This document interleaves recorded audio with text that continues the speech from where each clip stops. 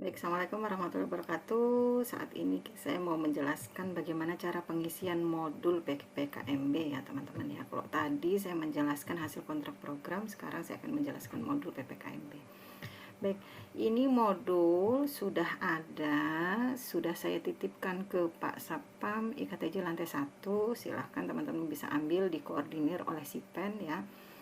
Jangan lupa pada saat pengambilan tanda tangan bukti penerimaan dokumen ya. Nah, ini modul praktek profesi PPKMB ya 2025 2026 ya. Nah, ini diisi dulu. Ini lembar pertama teman-teman diisi ya. Lalu kemudian diterakan pas foto ya. Lalu kemudian visi misi silakan dibaca ya. Kemudian yang pertama, nah ini logbook kegiatan belajar mengajar. Jadi ini silakan diisi keseharian teman-teman tuh ngapain aja ya. Misalkan melakukan TTV ya, melakukan pemeriksaan TTV Tuan X, hasilnya apa ditulis di sini, jadi lengkap ya. Nah, ini ada ruangannya, jadi satu lembar satu ruangan. Bu, boleh nggak satu lembar 2 kali dinas? Boleh kalau muat ya. Bu, bagaimana kalau logbooknya nggak muat? Silakan fotokopi, nanti diselipkan ya. Ini kan hanya ada satu saja, pasti nggak muat ya. Silakan ada kopi, nanti diselipkan ya. Lalu laporan pendahuluan prasyarat ya, ada 4. Yang pertama terkait etika perawat profesional ya. Yang kedua terkait dengan program pasien safety. Yang ketiga terkait dengan program akreditasi rumah sakit ya, jadi teman-teman udah harus paham ini. Yang keempat terkait dengan infeksi nosokomial di rumah sakit. Jadi buat laporan prasyarat 4 ya, dari sekarang nanti hari Senin dibawa plus laporan pendahuluan kasus. Jadi 4 laporan ini dibawa plus laporan pendahuluan kasus ya. Oke, lalu kemudian kontrak pembelajaran. Nah, ini yang tadi saya jelaskan di RPS. Apa sih kontrak pembelajaran ya? Kontrak pembelajaran ini dimana teman-teman itu misalkan minggu depan tanggal 5 saya mau praktek di Bougainville ya. Apa sih yang mau saya cari? Misalnya saya mau lakukan perawatan luka gangren ya, tulis di sini ya. Bougainville luka gangren. Yang pre apa yang post op? Semuanya pre, Bu. Oke. Setelah itu, kontrak pembelajaran di minggu pertama ini didiskusikan dengan si CI. Ada nggak pasien dengan luka gangren pre op ya? Lagi nggak ada, berarti ganti rencana Anda. Rencana kegiatan ganti.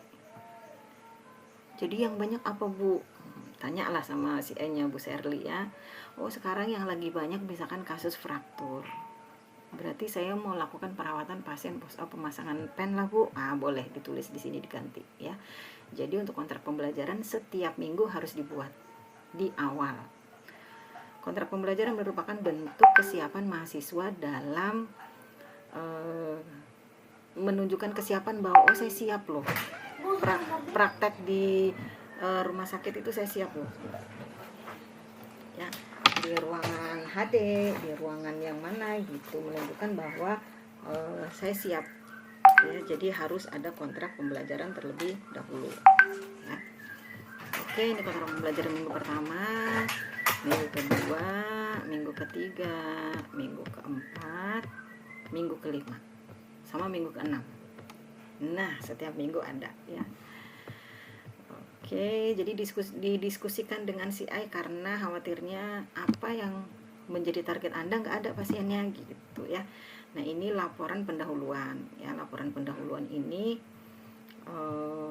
ada laporan pendahuluan kasus 1. Jadi dalam 6 minggu kan ada HD, OK ya, jadi tinggal 4 di ruang rawat inap. Ruang rawat inap laporan pendahuluan ini tiap minggu ada ya. Laporan kasus 1 berarti nanti di ruang rawat inap. Laporan pendahuluan kasus 2 di ruang rawat inap juga ya. Laporan pendahuluan kasus 3 di ruang rawat inap juga. Yang keempat juga di ruang rawat inap ya. Nah, ini laporan pendahuluan kasus ruang HD. Tersendiri, Bu, saya minggu pertama di HD, berarti isi ini dulu ya. isi ini dulu. Bu, minggu pertama saya di OK, berarti isi yang ini dulu. Nah, disesuaikan saja ya. Oke, lalu kemudian laporan jurnal klinik keperawatan. Ini satu saja per kelompok ya teman-teman ya, di minggu kedua ya. Didiskusikan nanti dengan pembimbingnya ya. Nah, ini kita mulai laporan kasus kelolaan individu 1. Jadi dalam 6 minggu ya. Yang pertama kan OK ya. Selanjutnya HD. 4 minggu ini kan ruang rawat inap. Tapi 1 minggunya ini buat supervisi. Jadi laporan kasus kelolaan individu tinggal 3 ya. Maka ini 1 ya, diisi lengkap ya teman-teman ya. Oh, 1 aja banyak ya. Oke. Ini 2 ya.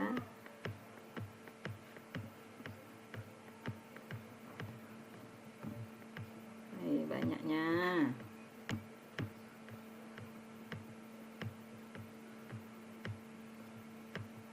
Tiga ya, kasus kelolaan individu. Jadi 3 ya, karena satunya lagi buat ujian.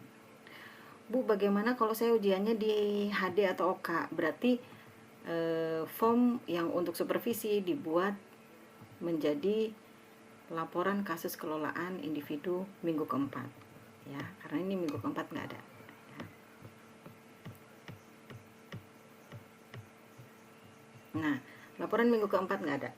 Jadi kalau misalkan teman-teman ujiannya di HD ya, buat laporannya di fotokopi lagi ya, satu form ya, dari pengkajian sampai analisa ya, di fotokopi lagi, diselipin aja ya. Begini laporan kasus individu HD ya. Nah, seperti ini ya. Lalu kemudian kamar operasi IBS seperti ini. Lalu target kompetensi ya, target kompetensi ini per kasus ya teman-teman ya. Ada yang target tindakan.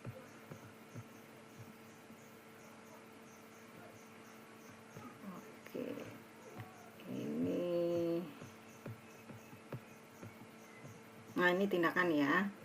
Nah, silakan Anda di di paraf oleh CI ya.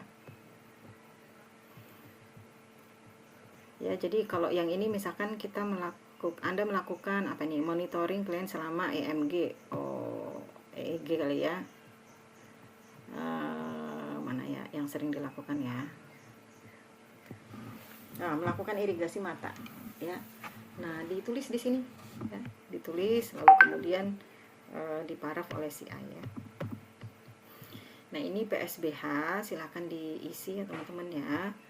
Tanggalnya berapa, ruangan di mana, masalah kendalanya apa, analisis menurut Anda seperti apa, penyelesaian menurut Anda seperti apa ya. Dan disampaikan ke CI atau perseptor klinis secara baik-baik ya. PSBH itu apa sih? Problem solving for better health ya. Jadi kalau misalkan Anda lihat ada tenaga kesehatan yang misalnya ke pasien nggak cuci tangan dulu, nah, harusnya apa sih penyelesaiannya? Kita nggak nyari negatifnya, enggak, tapi yang kita cari adalah penyelesaiannya seperti apa, problem solvingnya seperti apa ya. Bukan nyari kesalahan orang, enggak, tapi kita cari problem solvingnya seperti apa ya. Oke, lalu kemudian ini DOPS nih teman-teman ya. Jadi kalau misalkan Anda melakukan pemberian obat IV line ya, cari tanggalnya, tulis tanggalnya, ruangannya di mana, jenis keterampilannya apa, lalu paraf dan nama proseptor klinik serta dikasih nilainya ya. Nah, nilainya ini ada di sini ya, nilainya ada di sini. DOPS minimal 1 minggu sekali ya, 1 kali tindakan ya. Jadi kita kan ada 6 minggu ya, minimal 6, tapi kan nggak mungkin DOPS Anda cuma diperhatikan 1 kali tindakan per minggu ya, penuhin ya. Nah, ini laporan kasus kelolaan ujian stase ya teman-teman. Kalau misalnya teman-teman ujian stasenya ngisinya di sini ya, bukan di yang depan. Yang depan tadi laporan individu kasus. Oke, panjang ya. Oke, nah ini lingkup pertanyaan responsi yang mungkin akan kita tanyakan pada saat Anda responsi ya teman-teman. Jadi saya kasih bocoran nih kira-kira apa yang ditanyakan oleh pertanyaannya. Jadi supervisi ini selain kita memberikan nilai tindakan, juga kita memberikan nilai responsi ya. Analisanya kayak gimana sih teman-teman gitu ya. Kenapa sih kok cuci tangan dulu baru pakai sarung tangan? Kenapa kok sarung tangan bersihnya nggak dibuang aja baru ganti sarung tangan steril? Kok kenapa sarung tangan bersih didobelin sarung tangan steril? Nah itu akan dipertanyakan di responsi ya. Oke, ini laporan seminar kasus ya teman-teman ya. Tulis ringkas aja di sini. Lengkapnya nanti akan dibuat dalam bentuk paper dan dalam bentuk PPT ya. Ini laporan PKM, pengabdian kepada masyarakat ya. Ini laporan spiritual care. Nah ini rekaman kehadiran dan lokasi praktek. Nah kita kan 6 minggu ya, jadi diisi lengkap nih teman-teman. Minggu pertama saya di mana, periodenya tanggal berapa sampai tanggal berapa, tanda tangan mahasiswa, tanda tangan preceptor klinik. Catatan, bolos 1 hari misalnya ya. Jangan saya bolos lah ya. Jadi di dokumentasikan di sini, terrecord di sini semua ya. Lalu ini form resume kegiatan bimbingan. Jadi silakan teman-teman mengisi ini ya. Yang isi teman-teman. Jadi nanti proseptornya atau pembimbingnya tinggal tanda tangan. Silakan teman-teman isi tanggal, waktu, tempat, topiknya diisi. Jadi nanti CI atau pembimbing akademik tinggal tanda tangan diterakan di sini. Ini diisi untuk kunjungan siapa Bu? CI atau pembimbing akademik? Dua-duanya. Ya, jadi kalau misalkan hari pertama si E-nya memberikan orientasi ruangan ya Anda tulis. Hari pertama misalkan pre-conference ya Anda tulis di sini ya biar si E-nya tanda tangan ya. Oke, ini banyak nih ada 15 ya. Lalu kemudian ini bukti bimbingan konsultasi kasus seminar. Kasus seminar kan tadi diambil di minggu pertama, yang akan diseminarkan di minggu ke-6 ya. Jadi ada 5 minggu Anda untuk mengkonsultasikan kasus seminar. Jadi ditulis di sini arahannya seperti apa dari pembimbing akademiknya ya.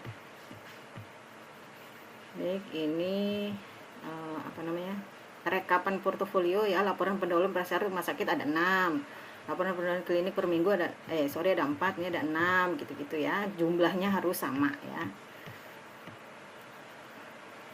Oke, ini form penilaian teman-teman ya. Kan Anda bikin, kita nilai ya. Apa aja sih yang dinilai? Nih, saya terangkan form penilaian supaya Anda bisa menekankan poin-poin apa saja yang dinilai ya. Kontrak pembelajaran ini apa sih yang dinilai? Oh, ternyata target, kesesuaian target ya, deskripsi tujuannya sesuai apa enggak, metodenya sesuai enggak, media sesuai enggak, alokasi waktunya sesuai enggak ya. Nah, ini format-format penilaian ya. Nanti pada saat supervisi, ini format penilaian sikap klinik. Yang memberikan penilaian sikap klinik adalah CI. Jadi please Anda print ini setiap minggu ya dan diserahkan ke CI. Jadi hari Senin dikasih, hari Jumat diminta penilaiannya. Jangan lupa serahkan foto. Mungkin kalau yang kelas B udah pada kenal ya, karena memang bekerja di RSUD Bakti Pajajaran. Nah, kelas A ini yang pada nggak kenalnya serahkan foto ya.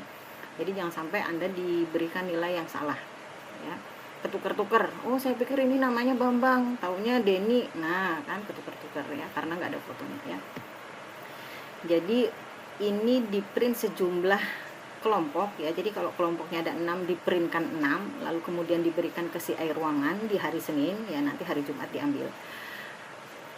Nah, metode pengambilan penilaian klinik ini ya biasanya dikoordinasi di Kordik ya teman-teman. Jadi nanti CI-nya sendiri yang akan memberikan ke Kordik ya. Jadi nanti kami selaku koordinator akan mengambil nilai ini ke Kordik. Jadi tugas teman-teman adalah mengeprint ya dan memberikan ke CI ya setiap minggu.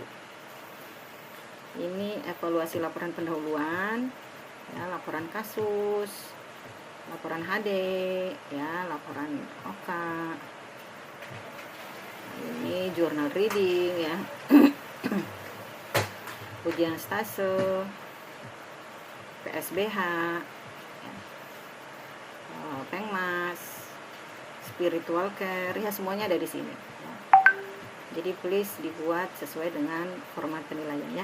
Nah, ini surat permohonan izin. Kalau misalnya Anda mau izin ya, Anda sakit ya, izin, bikin surat izin ini dengan alasan apa, terapkan surat sakitnya ya, tanda tangan mahasiswa ya, dan preceptor akademik atau klinis. Berarti kan harus ada ganti dinas kalau izin ya, maka ini adalah form penggantian dinas ya. Nah, ini ditulis ya. Baik, itu saja yang bisa saya sampaikan. Nanti kalau misalkan ada yang perlu ditanyakan, bisa ditanyakan melalui si pen ya teman-teman ya. Terima kasih. Wassalamualaikum warahmatullahi wabarakatuh.